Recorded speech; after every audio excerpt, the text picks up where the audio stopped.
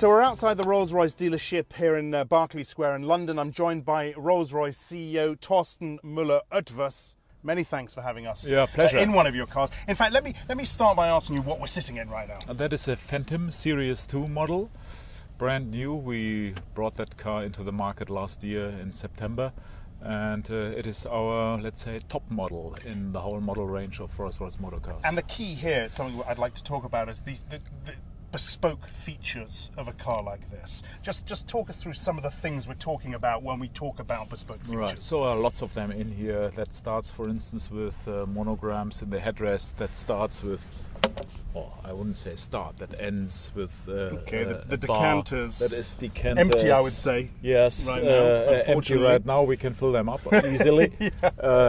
Lots of different glasses. We also have a fridge in here, which allows you to carry a couple of bottles in there. Okay. We have so-called cross-bended wood applications in here, which is quite an interesting technique to do wood. You see 3 different patterns here, and you also see that little line embedded here. I'm going to talk a little bit about manufacturing in a second, but let me ask you this first. Why is the luxury end of the auto market doing so much better than the mass market? Is it because of things like this? I would say that is one reason for it, definitely, but it also is a reason that we are very properly globally balanced. Meaning what?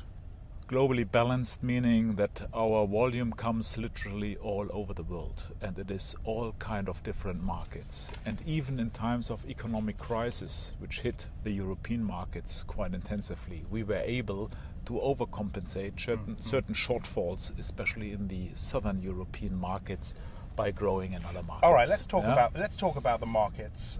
Middle East is doing well, Russia's doing well, Brazil's doing well, China continues to do well.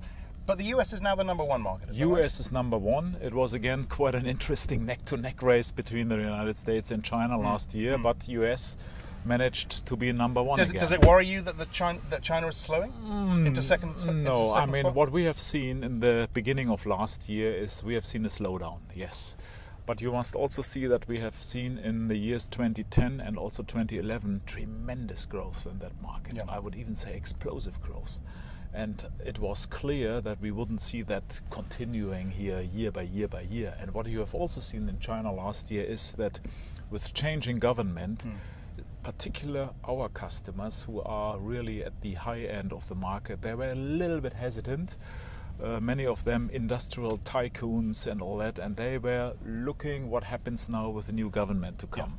Yeah. In fact, I was going to ask you, because you say 2 of the main challenges, business uncertainty, we get that, but political unrest. What do you, specifically when you say politically unrest, what are you thinking about? I mean, political unrest for us is, of course, what happens in certain Arabian countries, which is not good and is very sad for the people down there. Yeah. And as you can imagine, those kind of unrest is, of course, also puzzling the whole economy of a country. And this is what I mean with political unrest. The rest I would call purely economic uncertainty or even economic downturn or recessionary tendencies, what we currently see in some European markets, that is also not good for our business. Do you care who buys your cars? I mean, we are serving our customers. That is our clear conviction. But it doesn't matter who your customers are, provided they buy one of your cars. I mean, we are not in the process of selecting customers and saying, you yes, you no. Right. That is not our intention to do so. But of course, a customer can mold a brand, right? Can affect a brand's image.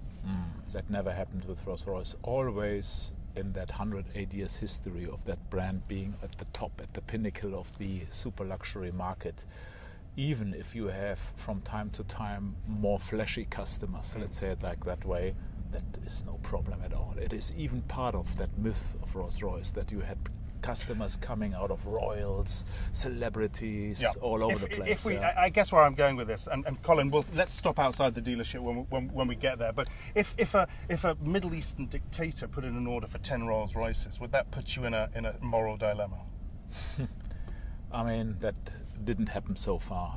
For that reason, we never had that question on the table. This is something we need to discuss then in that very minute, if it would happen, but never happened again.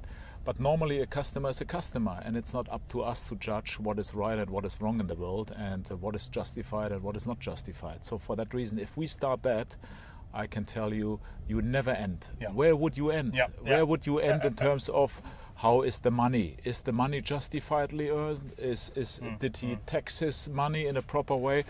I am not the police, and I am not, let's say, legal authority. I am not government judging on certain things right or wrong. Sure. I'm not a moral instance as Rolls-Royce. Yeah. Just to finish up with, we talked a little bit about the mod cons. What is the most extravagant thing that someone has asked for in a Rolls-Royce? And would you say no to anything? We say no to things which would affect safety. For instance, if somebody would ask me, get out with the airbags, put in some more, let's say, storage cases here, then I need to tell him this is not possible because this would affect his personal security and safety. We are not doing that. In terms of what do we have in cars, we have unbelievable combinations of colors. We have, for instance, Starlight Headliner, which is not in that car here, which gives you the impression that you are sitting under the stars. Under the stars, yeah. Okay. In heaven. Yeah, 1200 fiber cable, optic cables. Right.